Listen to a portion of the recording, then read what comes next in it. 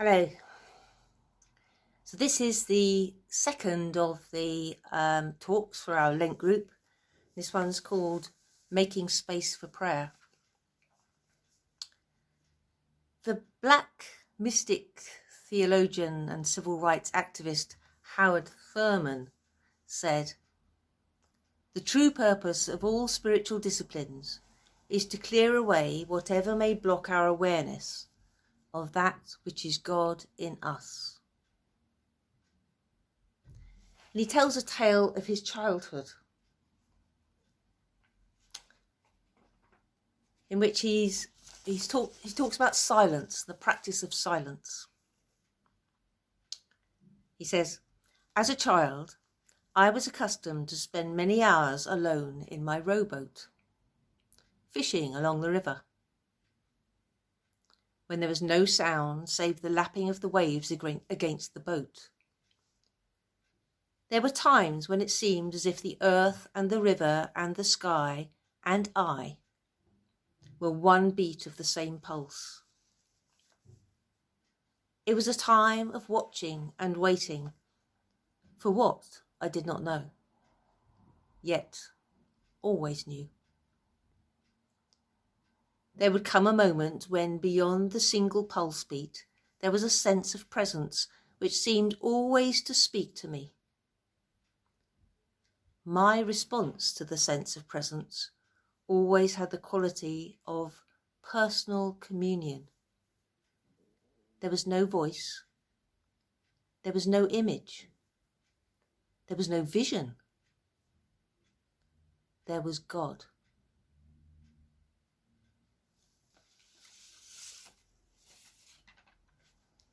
So today's session is about making space for prayer. But what might that entail for us? We don't all have boats on a river.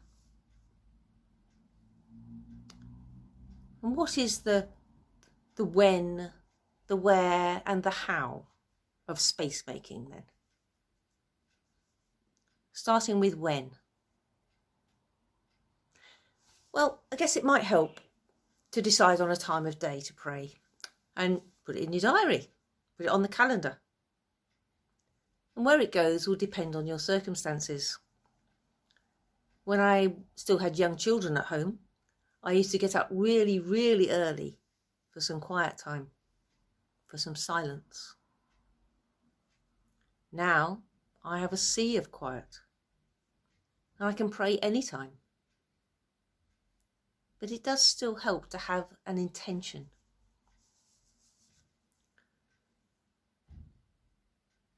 And then we're only really praying if we've given up all the things that distract us from God, because prayer is communion with God, and if we're distracted, then we're not in communion with God. So we need to give up these things, even if it's only for a really short time. And I wonder whether you sometimes find yourself saying, "Oh, I'll pray when I finish work, made lunch, tidied the cushions, had breakfast." Or, "Oh, I just need to clean the kitchen floor and then I can sit down and pray." Or meditate, or whatever it is that you call your connection with God. It's almost as if we're not good enough to pray unless all the chores are done. Not pure or holy or perfect enough. Maybe it's almost like we have to earn the right to communicate with God by doing 101 good deeds before lunchtime, or exhaust ourselves with work before we can receive the balm of God's love. Do you recognise any of this? It's a fantasy, isn't it? Because we know, really, that we're loved just as we are. And God is here and contactable right here and now, despite the pile of dirty dishes. We know it, and yet somehow we deny it. So what else gets in the way of spending time with God in prayer? And we're all different, so, we're all going to have different things. But sometimes when times are a bit rough, it's not really what we do that gets in the way. Although this is a doing as well, but it's actually what we consume to make ourselves feel better. What about all those mini addictions? The quick fixes and remedies for boredom? The alcohol, chocolates and box sets? So much more prolific in lockdown, I find.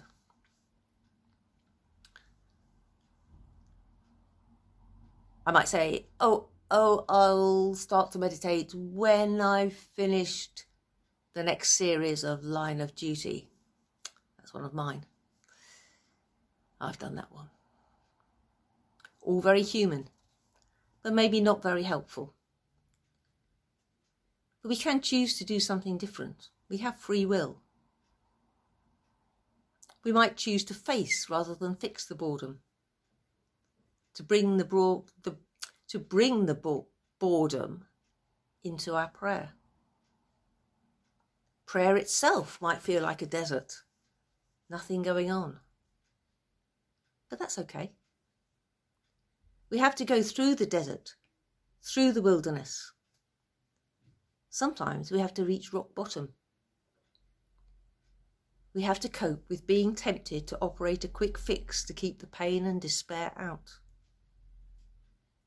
And unfortunately, it's only when we stop fixing ourselves and others, because trying to fix others is another way of distracting ourselves. It's only when we stop doing this that we can make room for God. God, who is there at the rock bottom. God, who is the ground of our being. In Lent, we classically give something up, don't we?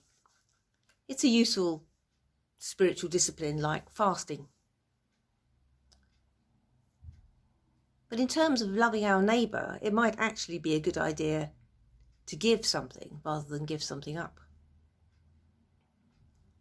Maybe we might choose to give some time to someone in need, or give the money we save on chocolate and wine to charity.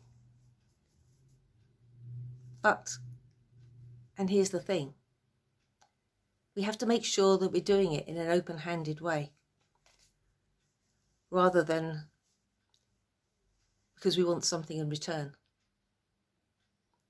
or to make ourselves look a bit more holy. We have to be honest with ourselves. We have to stay awake to our desire for a quick fix. So Jesus is our model, isn't he? And Jesus struggled in his humanity as we struggle in ours. We're told he spent 40 days and 40 nights in the wilderness being tempted to use his powers to make life easy for himself. To be tempted to go around rather than through the problem of hunger and powerlessness. But the wilderness, the deserts, the difficult times have to be fully experienced in order to be transformational, in order for any good to come out of the experience. And good does come out. We learn and grow through our struggles. Very little growth results from an easy life, although it does perhaps give us plenty of opportunity for gratitude.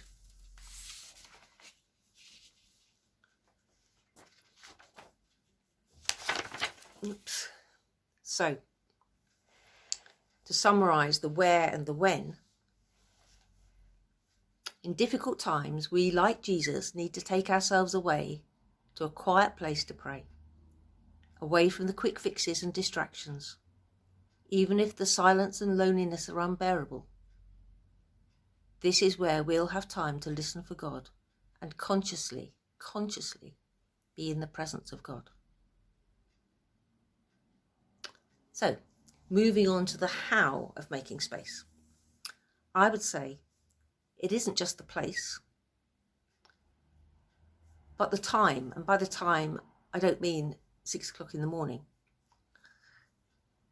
Because to listen for God, we need to drop our preoccupations with the past and the future.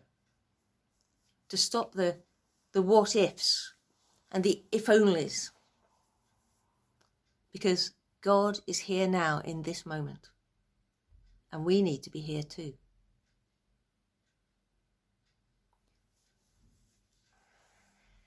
Jesus gave us 3 tips about praying. He probably gave us more, but off the top of my head, he gave us 3.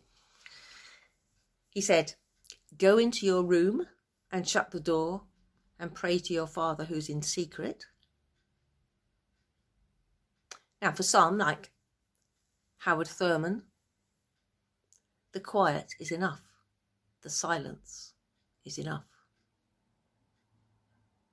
But if your mind runs away with you, you might need a few props. So you might want a candle. Gazing at the flame of a candle is a really good way of bringing yourself into the present moment,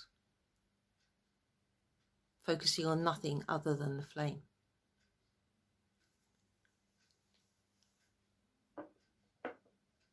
Equally visual, you might have an icon. This one is of the Mother of God and it has Jesus within her.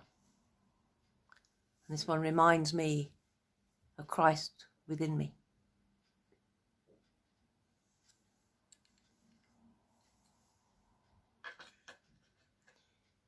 If you're more of a tactile person, you might want a handheld cross. This one, if the wood feels warm and smooth, and of course, it's a cross. I'm just focusing on the touch of the cross in my hands is a way of bringing myself into the present moment. And also, you might want some prayer beads, either just to hold because they feel nice, again because they're wood, or to count repetitions of a simple prayer or a simple word like love or the Jesus prayer. You just move the beads through your fingers for each repetition. And it's just a way of staying focused. So that's in your room, in the quiet. So this is what Jesus told us to do, but as disciples, we're also told to follow his example.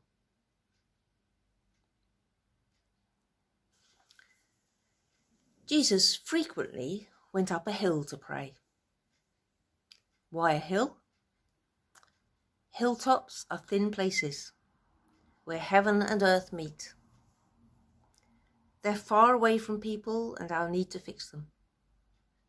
Far from work, kids, earthly responsibilities. And also far from possibilities for consumption. No wine, chocolate or box sets up there. At the top of the hill, we have a 360-degree view. Perhaps here we also begin to have a different perspective, God's perspective. Perhaps we begin to see things through God's eyes and allow God to see through our eyes. Being seen and seeing start to become the same thing. And perhaps here, where heaven and earth meet, we can just be in the moment. And here is Jesus' 3rd tip. Do not worry about tomorrow. Let worries go, because they are always ruminations about the past and the future, and not the present. And it's only in the present that we have any control. So let go. Feel the breeze on your face. Hear the birds. Maybe the waves crashing on the beach. See the green of grass and new shoots. And if you happen to be on farmland, Smell those farmyard smells. If you're using your senses, you're in the present moment. No need for worries. Just breathe and relax into the presence of God. The boy Samuel didn't have a memory of God calling him, did he? Didn't have a memory of God calling him in the night. Nor did he desire it as a future thing. Like Howard Thurman, he heard God in the present moment.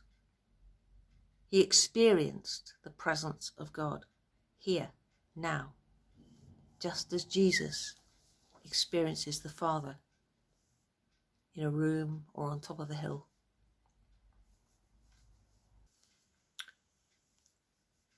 Although there's a lot to be said for creating a special time and a place to pray, and I for one know that if I do this at the start of the day, life goes much better. It's like a space opens up inside me and stress levels stop or drop. Although I know this, and mostly do this, it's not the only way of praying. We can pray no matter where we are or what we're doing. There's no need to finish cleaning the house before we pray. We can pray whilst cleaning the house, whilst walking the dog, whilst standing in the queue at the supermarket. We just need to come into the present moment, perhaps by noticing our breath, noticing our feet on the ground. Let those worries go and notice God. It might take some practice. It will take some practice, in fact.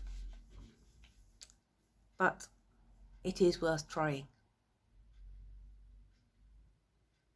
A place for praying can be any place, any time.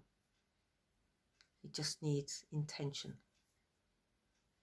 The intention to do it.